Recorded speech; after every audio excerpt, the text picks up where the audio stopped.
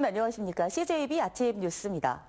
이번 의대 정원 확대는 대부분의 증원 인원이 비수도권 의대에 집중됐습니다. 지역 필수 의료를 살리자는 취지 때문인데요. 충북대와 건국대 글로컬 캠퍼스가 의대 모집 인원 가운데 지역 인재 전형 비율을 크게 확대했습니다.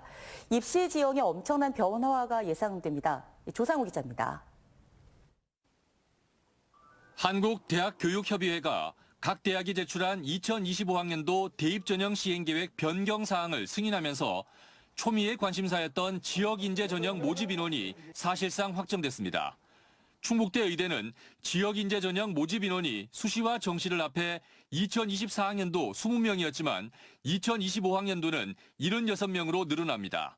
의대 모집 인원 중 지역인재 전형이 차지하는 비율은 40.8%에서 60.8%로 높아졌습니다. 건국대 글로컬 캠퍼스 의대의 경우 정원 외까지 포함하면 2024학년도 18명에서 2025학년도엔 66명으로 증가합니다. 지역 인재 전형 비율이 41.9%에서 60%로 확대됩니다. 두 대학을 합한 충북 지역 의대 지역 인재 전형 모집 인원은 2024학년도 38명에서 2025학년도엔 142명으로 무려 3.7배 증가하게 됩니다. 의대 정원과 지역 인재 전형의 확대는 대입 지형에 큰 변화를 불러올 수밖에 없습니다. 지역에서 의대 진학 열기가 뜨거워지고 이로 인한 전국적인 연쇄 작용이 우선 예상되는 부분입니다. 다른 어떤 학과 계열 등의 합격선들이 또 달라지는 그런 연쇄적인 작용들이 있어서 입시 시도에 있어서 좀 혼란할 수 있고 그런 측면에서 최대한 좀 지원한다 그런 입장이 있습니다. 지역 인재 전형은 해당 지역에서 고등학교 전 과정을 이수해야 자격이 주어지는데 2028학년도부터는 중학교 전 과정까지 이수하도록 요건이 강화돼 있습니다. 이에 따라 의대를 지망하는 중고등학생들이 지금 수도권에서 지방으로 유학을 와도 지역 인재 전형 요건은 맞출 수가 없습니다. 게다가 지역 인재 전형 비율을 80%까지 늘리자는 목소리가 커지고 있어 출신지 일반고에 대한 선호도가 크게 높아질 것이란 전망도 나오고 있습니다. CJB 조성우입니다. 이달 초 정부가 악성 민원인에 대한 공무원 보호 대책을 내놓았지만 실효성에는 여전히 의문이 들고 있습니다. 급기야 지난주에는 청주시의 한 공무원이 민원인에게 강목으로 맞는 일까지 벌어졌습니다. 홍우표 기자입니다. 지난 21일 청주시의 30대 남성 공무원이 민원인에게 강목으로 폭행을 당하는 일이 벌어졌습니다. 체육시설 조성 과정에서 법원의 적법한 판결을 받아 강제 집행 절차에 나섰는데 이에 불만을 품고 폭력을 휘두른 것입니다. 이에 대해 공무원 노조 청주시 지부는 규탄 기자회견을 갖고 재발 방지 대책을 요구했습니다. 폭언과 폭행을 당하는 공무원이 비일비재한데도 대부분 현장에서 무마되거나 은폐되고 있고 소송을 진행해도 법적, 금전적 부담을 오롯이 짊어지고 있다는 것입니다. 기본적인 안전조차 보장받지 못하는 근무 환경에서 그 누가 묵묵히 공무를 수행할 수 있겠는가. 우리 공무원들은 안타깝게도 법치국가 안에서 법의 테두리 밖에 놓여져 있을 뿐이다.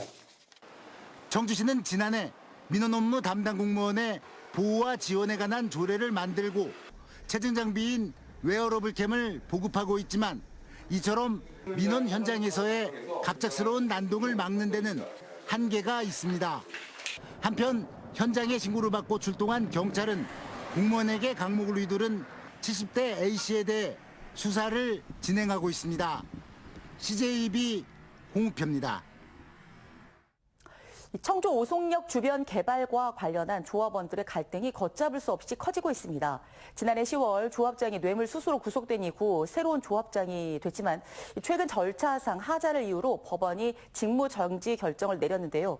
그런데 이 과정에서 또 조합장이 사무실을 무단 침입하고 몰래 도청을 했다는 의혹이 제기됐습니다. 박원 기자입니다.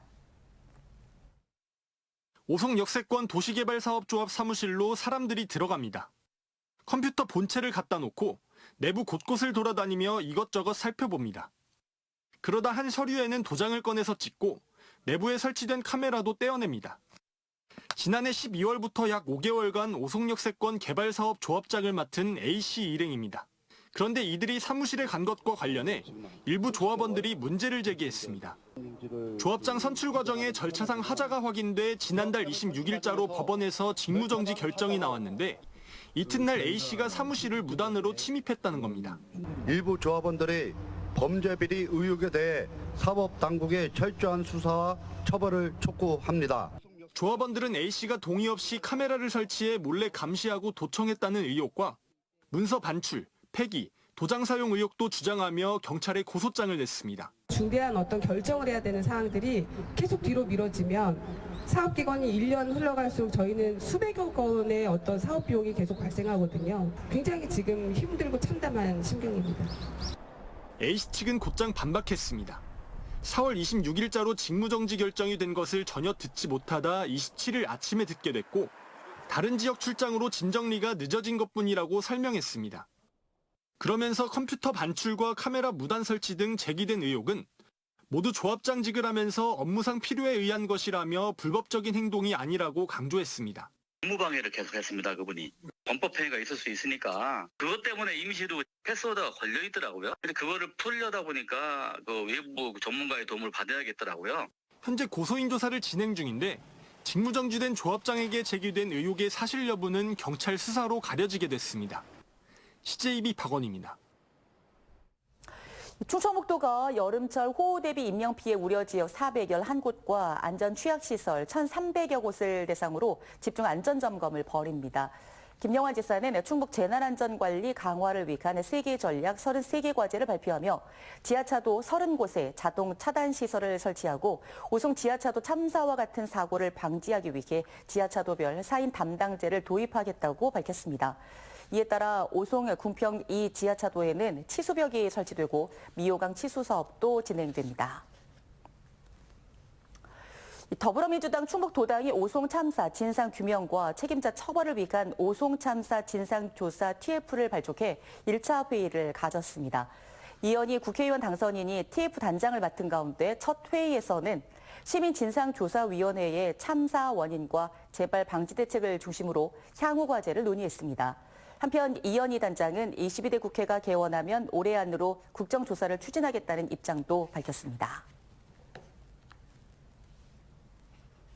이제 청주국제공항을 통해서도 인도네시아 발리를 갈 수 있게 됐습니다. 지방공항으로서는 첫 사례인데요. 이뿐만이 아니라 몽골과 필리핀 노선은 2배 넘게 늘었고 일본 삿포로 노선도 취항을 앞두고 있습니다. 이태현 기자입니다. 국토교통부가 청주와 인도네시아 발리를 오가는 신규 여객운수권을 티웨이 항공에 배분했습니다. 인도네시아행 비행기가 지방공항에서 뜨는 건 부산공항과 함께 청주공항이 첫 사례입니다. 이에 따라 청주국제공항에서 일주일에 3차례 인도네시아를 오갈 수 있게 됐습니다. 이뿐 아니라 국토부의 운수권 배분에 따라 청주공항에는 몽골 울란바토르와 필리핀 마닐라 노선이 증편됩니다. 이번 달부터 이미 에어로케이가 주 3회 울란바토르와 마닐라행 노선을 신규 취항한 가운데 울란바토르의 경우 에어로케이와 티웨이가 추가 운수권을 배분받으며 주 최대 9회까지 운항이 가능하고 필리핀 마닐라는 주 7회까지 증편될 것으로 보입니다. 일본 삿포로 직항 노선에 대한 기대감도 높아지고 있습니다. 청주국제공항과 홋카이도의 7개 공항은 업무 협약을 맺고 신규 취항과 이용 촉진을 위한 협력 관계를 구축하기로 합의했습니다. 北海道には四季折々さまざまな魅力的があり、新千歳以外の空港をぜひご利用いただく、そういうきっかけ作りに今回チョンジュ空港とのこの連携ということに大いに期待したいと。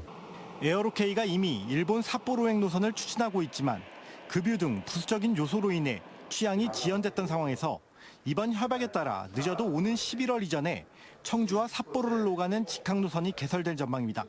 이번 교류 협력을 통해서 양 공항이 그러한 그 신규 노선 취항의 장애 요소를 같이 해소하기로 이렇게 협력과 지원을 다짐하는 그런 계기이기도 하고요. 현재 청주국제공항에서 운항 중인 국제노선은 7개국 12개 노선. 올해 안에 청주공항의 국제노선 수가 20개를 넘길 수도 있는 가운데 연간 이용객 500만 명 달성도 가시화되고 있습니다. CJB 이태현입니다.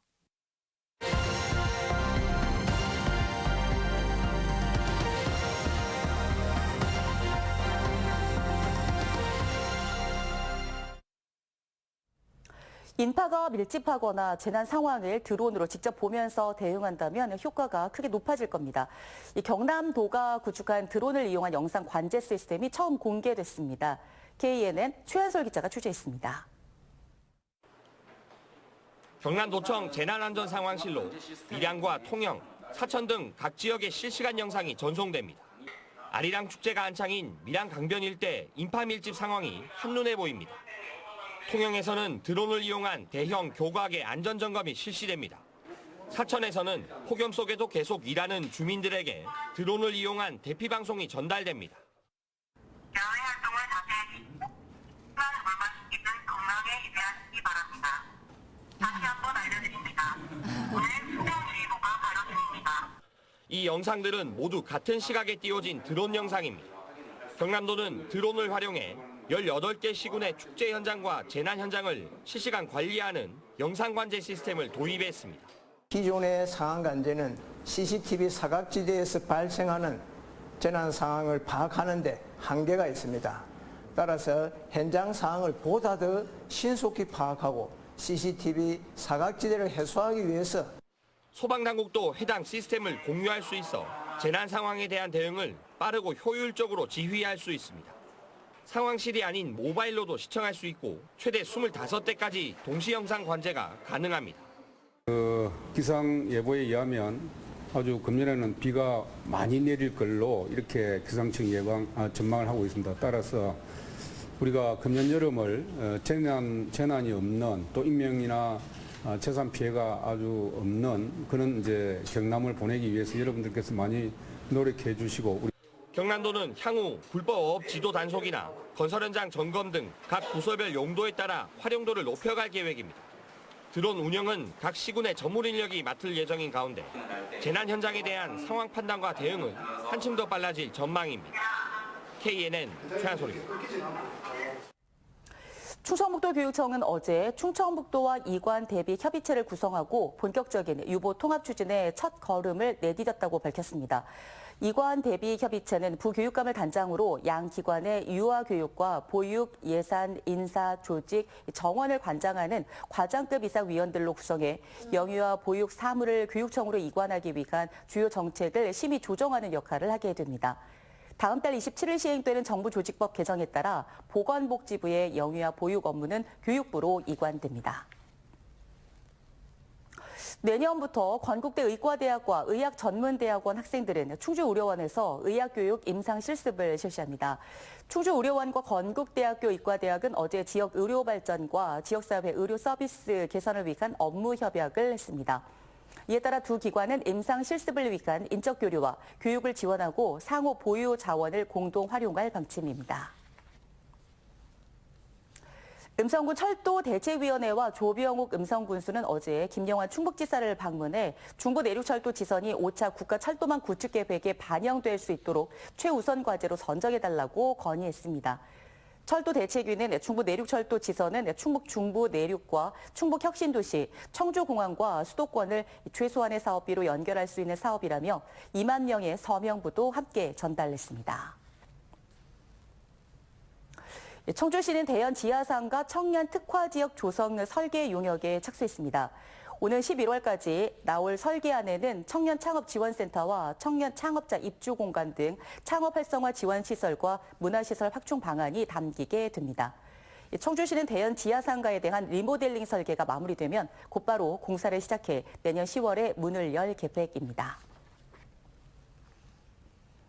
청주 공예 비엔날레 조직위원회는 내년 3월 24일부터 5월 2일까지 2025 청주 국제공예 공모전 작품을 온라인으로 접수받습니다.